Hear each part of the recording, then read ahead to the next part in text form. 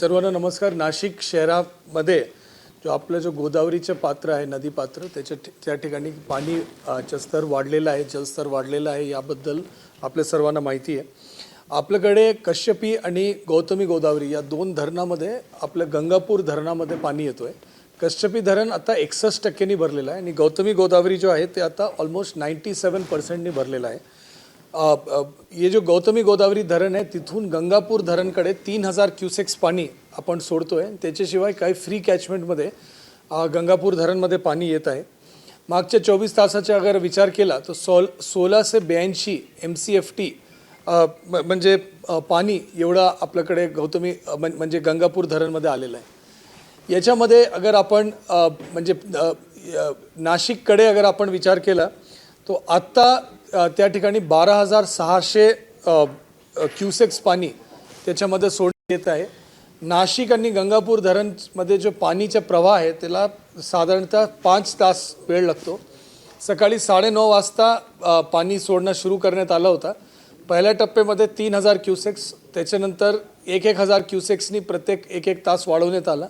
आता 12600 क्यूसेक्सनी आपण मेंटेन करतोय आणि ते 12600 क्यूसेक्स जेवढे इनफ्लोईंग आहे त्याला तेवढा आउटफ्लोईंग आपण मेंटेन करतोय। कारण हे आहे की गंगापूर धरण जो आहे ते जवळपास 97%नी भरून गेलेलं आहे। आता फ्री कॅचमेंट जो आहे नाशिक आणि गंगापूर धरणाचे परिसरमध्ये नाशिक शहरामध्ये विभिन्न नाला आणि छोटे नदीच्या माध्यमातून जो होलकर ब्रिजमध्ये जो पाणीचा लेवल येतोय ते अबाउट 11000 म्हणजे ते अबाउट 6-7 क्यूसेक्सनी आपल्याला दिसून येतोय। आणि या सगळ्याचा अगर विचार केला आत्ताचे क्षणी म्हणजे 3 वाजताचा जो वेळ आहे त्याच्यामध्ये 17390 एवढं म्हणजे क्यूसेक्स पाणी होलकर ब्रिजमध्ये जात होता। आपला जो इशाराचा पातळी आहे ते 13045 क्यूसेक्स आहे आणि म्हणजे जो धोकाचे पातळी आपण म्हणतो ते 19079 क्यूसेक्स म्हणजे ते धोका निर्माण होतो। 19079 क्यूसेक्स पेक्षा अगर पाणी वाढलं तर ते आपला जो सराफ बाजार आहे नाशिकमध्ये तिथून पाणी भरणं सुरू होतं आणि त्याच्यानंतर राम सेतू व इतर जो आपले तिकडे जो ब्रिजेस आहे ते पाणी खाली जातं। तर या गोष्टीच्या लक्षात घेता नाशिक महानगरपालिका, नाशिक शहर पोलीस आणि जो स्थानिक महसूल प्रशासन आहे तीनों विभागाचे विद्यमान आणि त्यांच्या अंतर्गत असलेले फायर डिपार्टमेंट असेल, आरोग्य विभाग असेल, जो आपला धोकादायक लो लाइंग एरियाज आहे ते काही झोपडपट्टीचा भाग असेल या रामकुंड परिसराचा सराफ बाजार असेल त्या ठिकाणी ते पाणीच्या म्हणजे याचा अंदाज घेता त्या ठिकाणी लोकांना शिफ्ट करण्याचे काम ते करत आहे। ये जो 12600 क्यूसेक्स पाणी जो आता 2 वाजता सोडण्यात आला होता ते साधारणतः 6-6:30 वाजता के आसपास म्हणजे होलकर ब्रिजपर्यंत पोहोचण्याचा अंदाज आहे। 11400 एवढा फ्री कॅचमेंटमध्ये पाणी होता। तो या दोनोंला अगर आपण मॅच केला तर ऑलमोस्ट 24000 क्यूसेक्सनी पाणी त्या ठिकाणी येणार आहे आणि धोक्याची पातळी 19079 क्यूसेक्स आहे। तो याच्यामुळे ऑलमोस्ट 3 म्हणजे वैसे 1 फुटाच्या हेड त्या ठिकाणी येणं अपेक्षित आहे, परंतु आपण खबरदारी म्हणून 3 से 4 फूट पर्यंतच्या जेवढे बिल्डिंग्स, अपार्टमेंट्स, हाऊसिंग सोसायटीज, बाजार आहे त्या सगळ्याला बंद करून तिथून आपण लोकांना शिफ्ट करण्याचे सूचना या ठिकाणी दिलेल्या आहे। या पाणी खाली ज्यावेळ जाणार आपले नांदूर मंदवेश्वरमध्ये तिथे 3 गाव आहे ज्या ठिकाणी साधारणतः लो लाइंग एरियाज आहे, तिथे पण लोकांना शिफ्ट करण्यासाठी जिल्हा परिषदचे मुख्य कार्यकारी अधिकारी, तिथलं पोलीस प्रशासन, नाशिक ग्रामीण पोलीस, त्यासोबत तिथले स्थानिक महसूल प्रशासन, प्रांत अधिकारी आणि तहसीलदार ते सगळेजण त्याला ऑलरेडी सूचना देऊन त्या गोष्टीवर ते लक्ष देत आहे।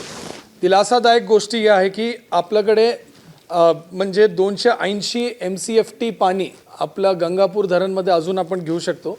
इनकमिंग जो आहे ते म्हणजे व्हेरी केलेलं आहे, परंतु 16 से 82 MCFT एवढा इनकमिंग गंगापूर धरणमध्ये राहिलेला आहे। परंतु धरण क्षेत्रामध्ये जो आपला कॅचमेंट एरिया असतो त्या धरणाचा त्याच्यामध्ये आता दुपारी 3 वाजेपासून पाऊस कमी होण्याची शक्यता आहे। नाशिक शहर परिसरमध्ये पण पाऊस कमी झालेली आहे, हे आपण सगळे लोकांनी अनुभवलेलं आहे। या दोनों गोष्टीचा अगर लक्षात घेतला तो ये जो आपण धोक्याचा इशारा आहे त्याला आपण बऱ्यापैकी मॅनेज करू शकतो, परंतु डिझास्टर मॅनेजमेंटमध्ये आपण दरवेळी यही प्रयत्न करतो की किमान जो काही आपल्याला म्हणजे अरेंजमेंट्स आपण करतो ते वर्स्ट सिनॅरिओमध्ये करतो. नाशिक शहराच्या इतिहासामध्ये सर्वाधिक 62,000 क्युसेक्सपर्यंत पण पाणी सोडण्यात आलेलं आहे आणि मागच्या 25 वर्षमध्ये 42,000 क्युसेक्स 2008मध्ये आय थिंक 42,000 क्युसेक्सपर्यंत पण सोडण्यात आलं आहे. परंतु तेवढं चिंताजनक परिस्थिती अगर नसले तरी त्या ठिकाणी विशेष खबरदारी घेण्याची गरज आहे. मी सर्व लोकांना या ठिकाणी सन्माननीय महापौर मॅडम असतील, आदरणीय पोलीस आयुक्त महोदय असतील, विभागीय आयुक्त सर असतील, त्या सर्वांनी विनंती केली आहे त्या भागमध्ये जो भाग फ्लड प्रोन एरियामध्ये येतो गोदावरीचे पात्रामध्ये आणि काही जो छोटे नदी आणि नाले आहेत त्याचे परिसरमध्ये, की आपण ताबडतोब तिथून इव्हॅक्युएट व्हा आणि ज्यापर्यंत धोका टळत नाही त्यापर्यंत आपण तिथून बाहेर राहावं. तर माझी सर्वांना विनंती राहील की आज ये जो धोकाचे इशारे आहेत ते साधारण 4:30-5 वाजेपासून सुरू होणार आहे आणि जो रात्री अगर पाऊस थांबला तो म्हणजे ते रात्री 3-4-5 तासमध्ये ते व्यवस्थित पाणी खाली जाईल. परंतु अगर पाऊस नाही थांबला तर ते राहणार आहे. हवामान खात्याचा अंदाज आहे की पाऊस आज दुपारी 3 वाजेपासून काही प्रमाणात कमी होण्याची शक्यता आहे. परंतु कुठल्याही प्रकारचे कुठल्याही व्यक्तींचा जीव धोक्यात येऊ नये म्हणून आपण विशेष दक्षता घेतोय. एक विशेष गोष्टी आहे की यामध्ये जो पाणीचा पात्र जो वाढला कलचे डेटमध्ये गंगापूर धरण जो आहे ते अबाउट 75% होता, लेट रात्री ते 82% गेला आणि आता 15%नी सुमारे 15-16 तासमध्ये वाढलेला असं दिसून येत आहे. त्र्यंबकेश्वर तालुक्यामध्ये कल 194 mm पाऊस एकच दिवसामध्ये 194 mm पाऊस त्र्यंबकेश्वर तालुक्यात पडला. हे झालं नाशिक परिसरचा विषय. त्याच्याशिवाय गिरणा नदी जो आहेत मालेगाव शहरामध्ये गिरणा नदीमध्ये काही झोपडपट्टी आहे जो नदीचे पात्रावर आहे. तिथे 16 घरापासून लोकांना आपण शिफ्ट केलेलं आहे. त्याच्याशिवाय इगतपुरी तालुक्यामध्ये या सुरगाणा तालुक्यामध्ये काही ब्रिजेस जो आहे ते पाणी खाली गेलेलं आहे. त्या ठिकाणी बॅरिकेडिंग करून त्या रस्त्याला बंद करण्यात आलं आहे. आत्ताच्या क्षणी अबाउट 7 रस्ते पाणी खाली असल्यामुळे बंद आहे. त्याच्यामध्ये मेजरली ते सुरगाणा तालुक्यामध्ये रस्ते बंद आहे. याच्याशिवाय कल वाऱ्यांची पण गती खूप जास्त होती. आपण नाशिक शहरामध्ये पण काही लोकांनी अनुभवलं असेल.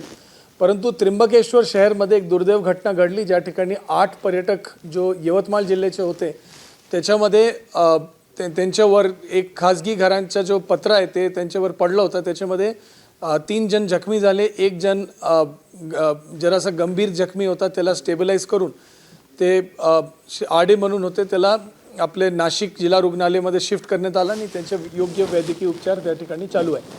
आणि त्याच्याशिवाय एक और याची माहिती मिळाली की आपले जो पोलीस कंट्रोल रूम आहे त्याच्यामध्ये 112 नंबरवर नाशिक शहर पोलीस कंट्रोलला एक फोन आला. त्या फोनमध्ये असं लक्षात आलं की ते काहीतरी ब्रिजवर एक गाडी अडकलेली आहे. ज्यावेळेला आपण त्यांचं ट्रेस केलं रात्री 3 वाजताची गोष्ट आहे. तर ज्यावेळेला आपण ट्रेस केला तर ते गुजरातच्या हद्दीमध्ये ते निघालं. गुजरात वलसाड जिल्ह्यामध्ये ताबडतोब आपलं जो डिझास्टर मॅनेजमेंटचे अधिकारी आहेत त्यांचे कंट्रोल रूम आहे त्यांनी वलसाडच्या जिल्हाचे जो आपत्ती व्यवस्थापन अधिकारी आहेत त्यांच्याशी संपर्क साधला आणि गुजरात आणि महाराष्ट्र SEOC जो स्टेट इमर्जन्सी कंट्रोल रूम आहे त्यांनी पण एकमेकांशी संपर्क साधून त्यांच्याबद्दल माहिती दिली. आणि माझ्या माहितीनुसार 45 लोक जो काही जण त्याच्यामध्ये महाराष्ट्राचे होते त्या लोकांना तिथून रेस्क्यू करून आता औषध उपचारासाठी त्याला सुरतला शिफ्ट करण्यात आलं, वलसाडला शिफ्ट करण्यात आलं. तिथले जिल्हाधिकाऱ्यांशी पण आपण संपर्कात आहे आणि कुठले म्हणजे चिंताची विषय त्यांनी व्यक्त केलेली नाही. याला सोडून कुठल्याही इतर प्रकारच्या धोकादायक परिस्थिती झाली नाही. जो आपला दगड कोसळण्यासारखे जो काही ठिकाण होते त्र्यंबक तालुका असेल या पेठ तालुक्यात असेल त्या ठिकाणी विशेष खबरदारी घेण्याची सूचना देण्यात आली आहे. एक आश्रमशाळा आहे त्या ठिकाणी एक बिल्डिंग जो जरासा म्हणजे रिस्की झोनमध्ये आहे म्हणजे धोकादायक अजिबात नाही. या कुठल्या प्रकारची चिंताची गरज नाही. त्या ठिकाणी आपल्या अधिकाऱ्यांची आज सकाळी भेट झाली परत आणि जिओलॉजिकल सर्वे ऑफ इंडियाचे अधिकारी पण ते तिथे त्यांच्या भेट पण झालेली आहे. तो त्या ठिकाणी फक्त एक ॲज अ एक्स्ट्रीम प्रिकॉशन म्हणून एक बिल्डिंगमधून काही विद्यार्थीला दुसऱ्या बिल्डिंगमध्ये शिफ्ट करण्यात आलं आहे. परंतु कुठलेही इतर चिंताजनक विषय नाही. बाकी काय गावामध्ये विशेष खबरदारी घेण्यासाठी स्थानिक प्रशासनाला आपण सूचना दिलेली आहे. पावसावर आपले जिल्ह्याचे RDC साहेबांच्या माध्यमातून या ठिकाणी एक पूर्ण कंट्रोल रूमचं स्थापन करण्यात आलेलं आहे आणि याच्यामध्ये पाऊस जास्त नसले तरी जो सतत पाऊस पडतो आणि त्या सतत पाऊस जो आहे ते काही ठिकाणी धोक्याची परिस्थिती विशेषतः नदीपात्रामध्ये आणि नाल्याच्या क्षेत्रामध्ये ते निर्माण करत आहे. त्या ठिकाणी इरिगेशन विभागांनी पण त्यांच्या पूर नियंत्रणासाठी एक विशेष कक्षची स्थापना केलेली आहे. दोनों ठिकाणी सन्मान्य विभागीय आयुक्त साहेबांनी भेट दिलं, होलकर ब्रिजनं पण सरांनी भेट दिलं आणि त्या ठिकाणी महानगरपालिका नाशिक पोलीस त्याला काही सूचना पण दिले, ज्यांच्या आधारावर आता कारवाई सुरू आहे. मी फक्त नाशिक शहराच्या नागरिकांना विशेष विनंती करतो की ज्या ठिकाणी महानगरपालिका अग्निशमन विभाग आणि पोलीस विभाग आपल्या सांगत असेल की या धोकादायक म्हणजे परिस्थितीत आहे, तर माझी आपलं विनंती आहे की सहकुटुंब आणि त्या ठिकाणीतून आपण म्हणजे बाहेर पडावा, जेणेकरून कुठल्याही प्रकारची जीवावर धोका निर्माण होणार नाही. धन्यवाद.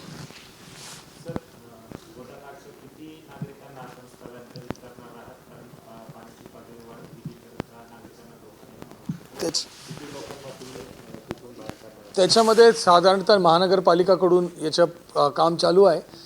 साधारणतः त्यांचे काही गल्ली आहे, काही दुकान आहे, काही छोटे घर आहे आणि काही हाऊसिंग सोसायटी पण आहे. तो एक्झॅक्ट आकडे किती जण लोकांना त्यांनी स्थलांतरित केला त्या गोष्टी आपल्या लक्षात येणार. परंतु घाटावर आपण 3 फुटाची हाईट घेतलं की पाणी इथपर्यंत मॅक्सिमम वाढण्याची शक्यता आजपर्यंत जो आपली हायेस्ट फ्लड लेवल राहिलेला आहे तिथपर्यंतचे जेवढे क्षेत्र आहे त्याला आपण म्हणजे त्याच्यावर विशेष लक्ष देण्याची सूचना दिलेली आहे.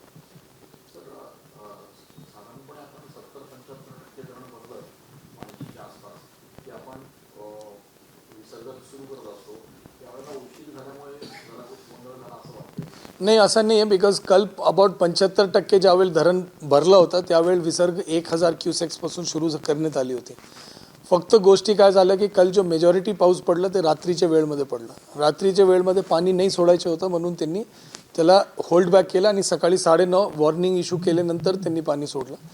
त्याच्यामध्ये आपल्याकडे जो मी ओरिजिनली स्टेटमेंट देतानाही सांगितलं की अबाउट 75-82 ये रात्री 12 वाजता आणि 97 म्हणजे ऑलमोस्ट 15 तासमध्ये ऑलमोस्ट 20% धरण भरलेलं आहे. आणि त्याचं मूळ कारण आहे की जो कॅचमेंट एरिया त्र्यंबकेश्वर तालुक्याचा आहे त्याच्या 193.3 mm पाऊस ते काही तासातच पडलेला आहे.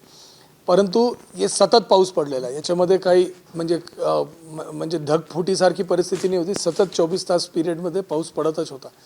तो यामुळे आपल्याकडे आहे. परंतु आपण अगर कश्यपी धरण आणि गौतमी गोदावरीचा विचार केला, कश्यपी धरण अजूनच 61% भरलेली आहे आणि तिथे फ्लड कंट्रोलसाठी ते मोठा योगदान करत आहे. आणि गौतमी गोदावरी पण म्हणजे नियरली 100% भरलेला आहे, 97-98%. परंतु आज पण गौतमी गोदावरी गंगापूर धरणमध्ये 280 MCFT पाणी स्टोरेजची कॅपॅसिटी आहे. आवरली इन्फ्लो 16 ते 82 पर्यंत मागच्या 24 तासमध्ये व्हेरिएबल राहिलेला आहे.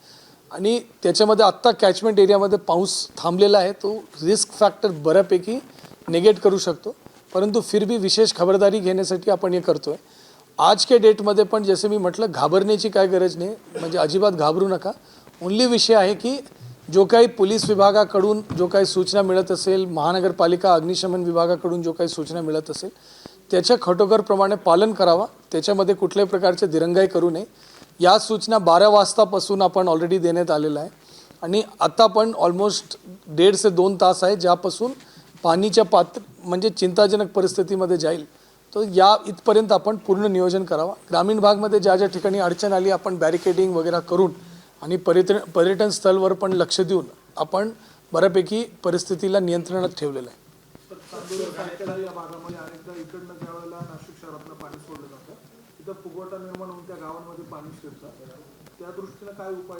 तिथे मुख्य कार्यकारी अधिकारी श्री ओमकार पवारजी ऑलरेडी त्या ठिकाणी सायखेडा भागमध्ये ते थांबलेले आहे. ते तिथे कॅम्पिंग आहे आणि त्याच्यासोबत तिथले प्रांत अधिकारी, स्थानिक पोलीस प्रशासन सगळेजण त्या ठिकाणी थांबले आहे.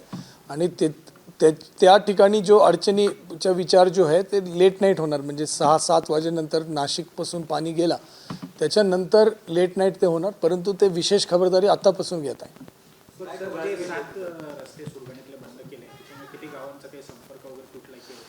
नाही, संपर्क तुटण्याचा विषय जो आहे, जो एमर्जन्सीमध्ये जो महिलांना जो आपल्याला ॲडमिट करायचा होता त्या गोष्टी आपण ऑलरेडी केलेला आहे, त्याच्याबद्दल कुठल्या अडचण नाही. तिथे पाणी फक्त हे आहे की म्हणजे अर्धा फूट 1 फूट ब्रिजच्या वर पाणी गेलेलं आहे. तर त्या ठिकाणी आपले म्हणजे पोलीसचा बंदोबस्त ठेवला की कधी कधी टू व्हीलर्सवर रात्रीच्या वेळेमध्ये काही जण त्याच्यावर प्रवास करण्याचा प्रयत्न करतात आणि त्या ठिकाणी लोक वाहून जातात. अशी परिस्थिती निर्माण होऊ नये त्या विशेष खबरदारी आपण घेतलेली आहे आणि त्या लोकांशी आपण संपर्कात आहे. मान्सून पूर्वतयारी म्हणून राशन, अनाज, इंधन इत्यादी जो गोष्टी असतो ते सगळे तिथे पोहोचवण्यात आलेले आहे. परंतु त्या ठिकाणी आपले प्रांत अधिकारी, तहसीलदार सगळे फील्डवर आहे, पोलीसचा विभाग फील्डवर आहे, फॉरेस्टचा विभाग फील्डवर आहे आणि सगळेजण तिथे लोकांना सहकार्य करण्याची भूमिकेने त्या ठिकाणी काम करत आहे. म्हणजे कलच्या डेटमध्ये अगर नाशिक जिल्ह्याचा अगर विचार केला तो अबाउट 45.5 mm पाऊस झाला नाशिक जिल्ह्यामध्ये. परंतु याच्यामध्ये व्हेरिएशन प्रचंड मोठ्या प्रमाणात झालं. सगळे तालुक्यात पाऊस पडला. किमान पाऊस जो आहे ते पडला आहे नांदगावमध्ये 4.4 mm पडला आहे आणि कमाल पाऊस जो पडला आहे ते आपले त्र्यंबकेश्वरला पडला आहे जो मी आपल्याला सांगितलं आणि त्याच्याशिवाय सुरगाण्याला पडला आहे 164.5 mm. इगतपुरीला पडला आहे 56 mm. नाही, याच्यामध्ये 3 अलर्ट्स होते. एक आपला ऑरेंज अलर्ट होता जो नाशिक परिसर, आपल्याकडे 3 ॲग्रो क्लायमॅटिक झोन आहे. तो घाट ऑफ नाशिक जो असतो त्याच्यामध्ये रेड अलर्ट होता. तो त्या ठिकाणी त्याचे उचित नियोजन करण्यात आले होते.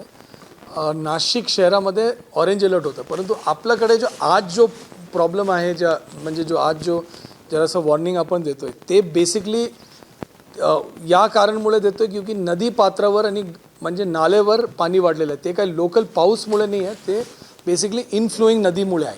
त्या गोष्टीमध्ये एक फरक आहे. तो हवामान खात्याच्या अंदाजपासून ते ॲक्च्युली कॅचमेंट एरियामध्ये आलेलं पाणी आणि जो सडन इन्क्रीज आहे त्याच्या मॅनेजमेंट म्हणून आपण करतो आहे. आणि आत्ता पण अगर दोनों ठिकाणी अगर कॅचमेंट एरियामध्ये पण पाऊस थांबला आणि नाशिकमध्ये पण पाऊस अगर कमी झाला तर ये जो पूर्ण वॉर्निंग आहे ते पूर्णतः विड्रॉ पण करता येईल. एक्सेप्ट खबरदारी घेण्यासाठी आपण प्रयत्न करतो. म्हणजे दोनोंपैकी एक पण कमी झाला. 12,600 तिथे कॅचमेंट कमी झाला. एक लेवल जो आपण मेंटेन केला ते अगर कमी झाला तर ऑटोमॅटिकली तिथे येणारे पाणी कमी होईल आणि नाशिक शहर आणि आजूबाजूचे परिसर जो फ्री कॅचमेंट एरिया तिथे पाऊस कमी झाला तर तिथलं पण पाणी जो आपण 11,400 धरलेलं आहे ते कमी होईल. आणि ते ज्या मात्राने कमी होईल ते धोकादायक जो आहे ते 19,079 तेवढं त्यापेक्षा खाली गेलं की कुठल्याही चिंताचा विषय नाही.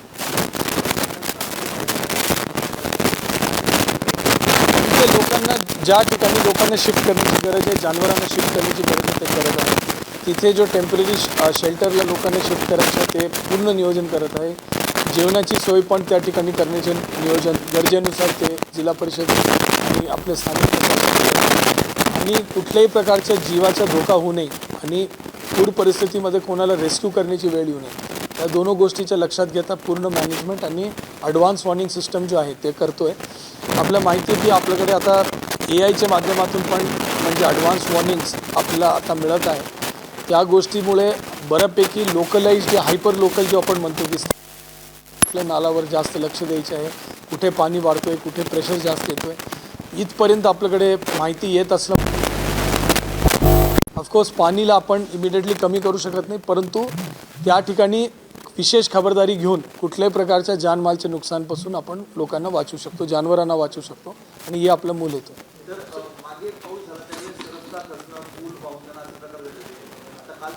काल आय थिंक एक इगतपुरीला घटली होती, त्याला आपण इमिडिएटली क्लिअर करून घेतला. मागच्या वेळी जो पाऊस पडला त्याच्यामध्ये 52 लोकेशनमध्ये जो रेन इफेक्टेड पॉईंट्स आपण म्हणू शकतो, जहाँ पे स्थानिक पावसामुळे त्या ठिकाणी पूर परिस्थिती आली होती. आत्ताची जो परिस्थिती आहे ते स्थानिक पाऊसपेक्षा इनकमिंग पाणीमुळे जास्त आहे. मागच्या आणि याच्यामध्ये हे 2 फरक आहे म्हणजे आणि त्या अनुषंगाने नियोजन आपण करतोय. पाणी जास्त सोडल्याने अनेकदा नाशिकच्या गोदाकाठवरील जे व्यावसायिक आहे, भांडी बाजार असेल, सरफ बाजार असेल, तिथे देखील पाणी दिसतं.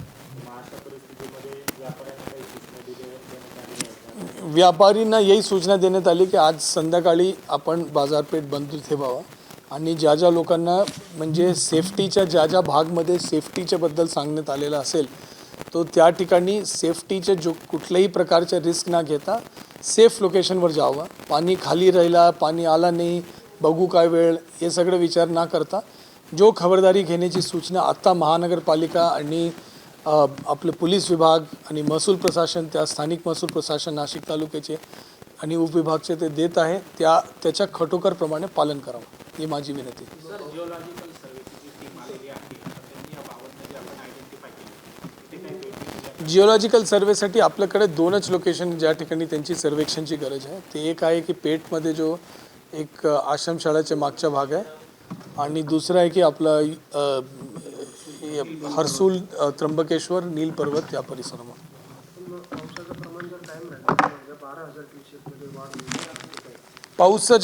अगर पावसाचं प्रमाण कॅचमेंट एरियामध्ये जास्त राहिला, विशेषतः जो गौतमीचे मागचे भाग जो आहे तो फिर 12,000मध्ये फ्री फ्लोईंग आता असल्यामुळे त्या ठिकाणी आहे, परंतु त्याच्यामध्ये पण 280 MCFT कंट्रोल करण्याची आपल्याकडे क्षमता आहे.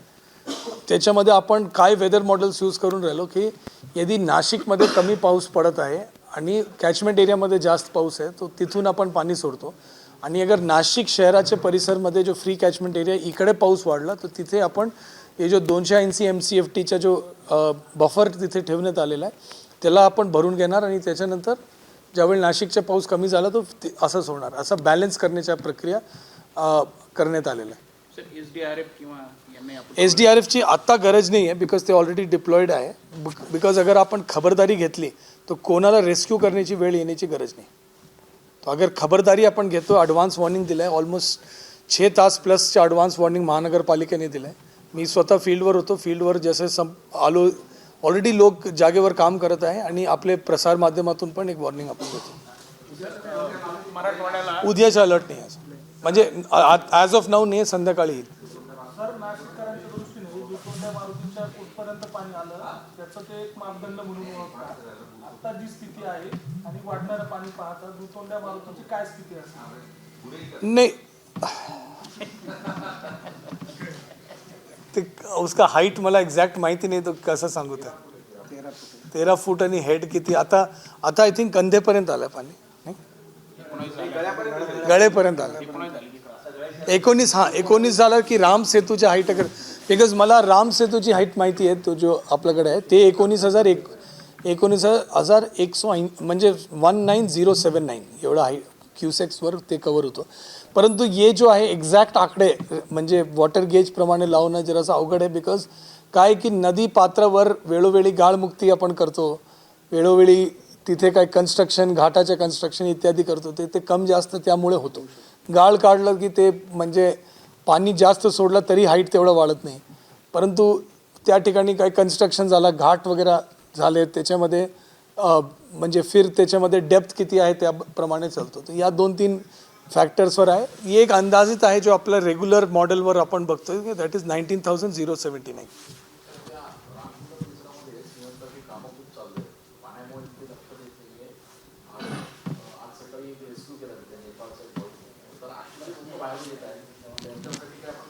नाही, त्या ठिकाणी पोलीसच्या आपण बंदोबस्त, महानगरपालिकेची टीम, सगळ्या गोष्टी आपण लावलेलं आहे. याच्यामध्ये 2 गोष्टी होतोय त्याच्याबद्दल विशेष खबरदारी घेण्याची आदरणीय विभागीय आयुक्त सरांनी सूचना दिली आहे. नंबर 1 आहे की स्नेक बाईटचं अँटी स्नेक बाईट वेनम, विशेषतः जो आपले जो ग्रामीण भाग आहे त्या ठिकाणी आपण त्याची उपलब्धता असावा त्याची सूचना दिलेली आहे आणि ते आहे पण आजच्या डेटमध्ये, परंतु सरांनी त्याच्याबद्दल विशेष सूचना दिली आहे.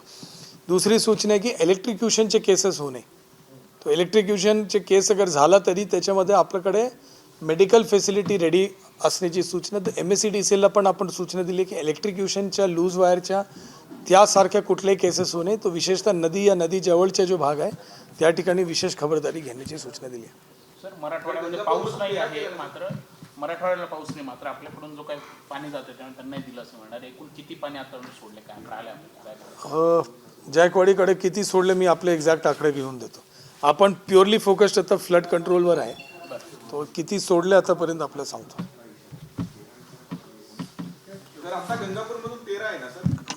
गंगापूरमधून 12,600 आणि जो रेग्युलर पाऊस पडत आहे ते 11,000 होण्याची शक्यता आहे.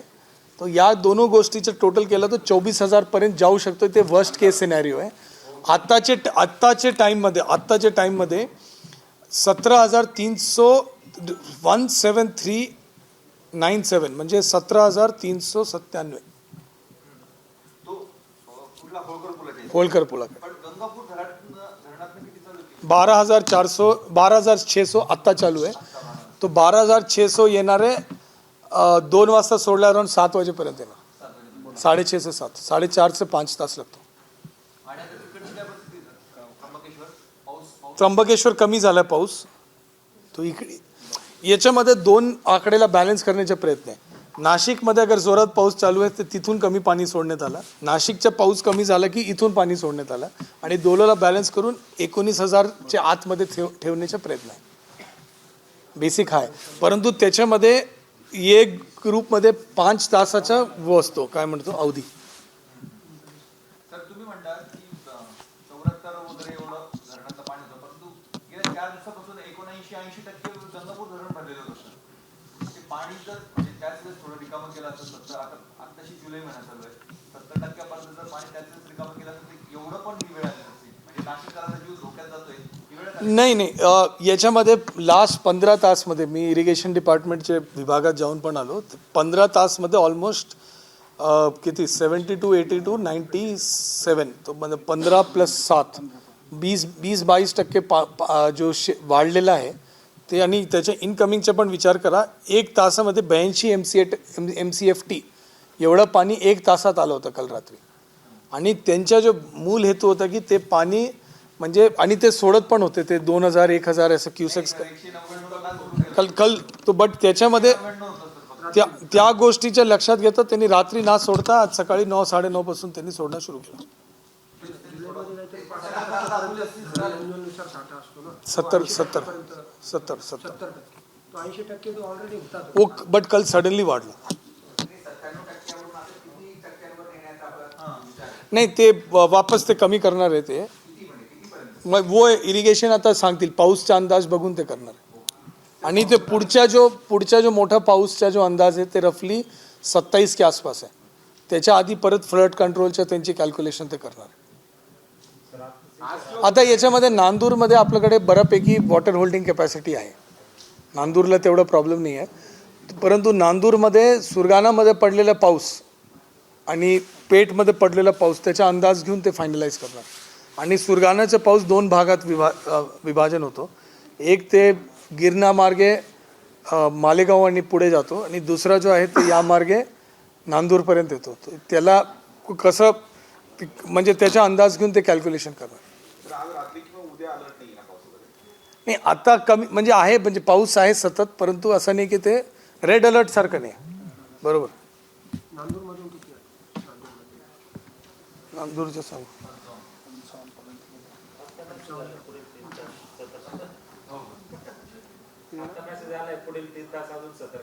सतर्क राहावं लागेल जरा पाऊस.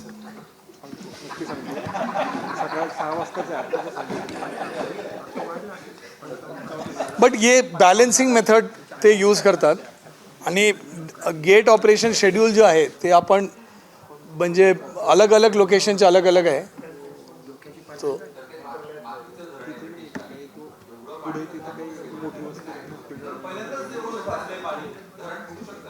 नाही 280 MCFT पाणी अजून भरता येतो. आणि याच्यामध्ये गोष्टी लक्षात घ्या, अपर लेवलचा जो लास्ट का जो काही पर्सेंटेज असतो ना ते फार स्प्रेड आउट असतो. तो ते आहे, स्कोप आहे त्यांच्याकडे, काय अडचण. तुम्ही म्हणता 15 तासांमध्ये 20% भरलं, आता आणखी रात्रीचे एवढे तास जाणार, तेवढी कॅपॅसिटी नाही राहणार ना. त्या गोष्टीचं ते बॅलन्स आउट करतात. नाशिकला पाणी थांबली की ते जोरात नाही, ते 18-19,000च्या आतमध्ये सोडायचे. 18,000 आपल्याला आरामसे काय अडचण नाही, ते तिथपर्यंत कुठले प्रॉब्लेम नाही. आता पण कुठले प्रॉब्लेम.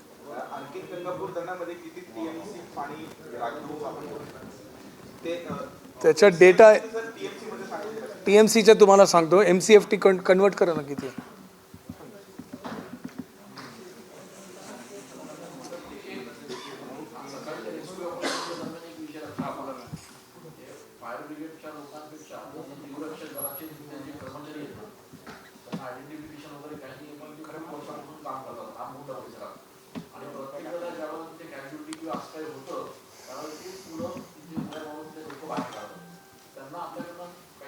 आपदा मित्र म्हणून त्यांना रेकग्नाइज केलं असेल ना.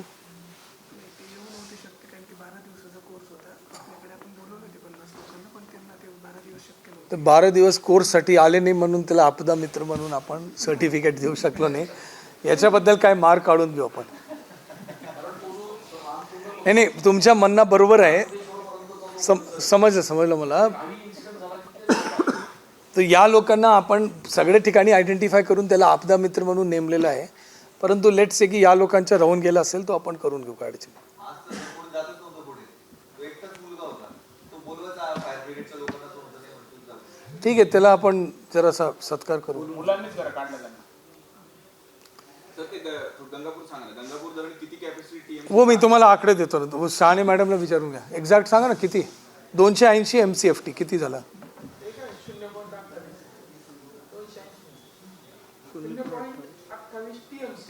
हाँ,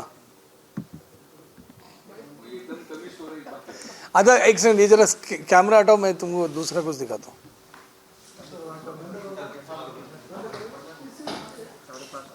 मला माहिती आहे ते कन्वर्जन आहे, इसलिए मला नाही सांगायचं होतं. यांनी पता नाही क्यों सांगितलं. 0.28 TMC सांगितलं तर वाईट वाटेल.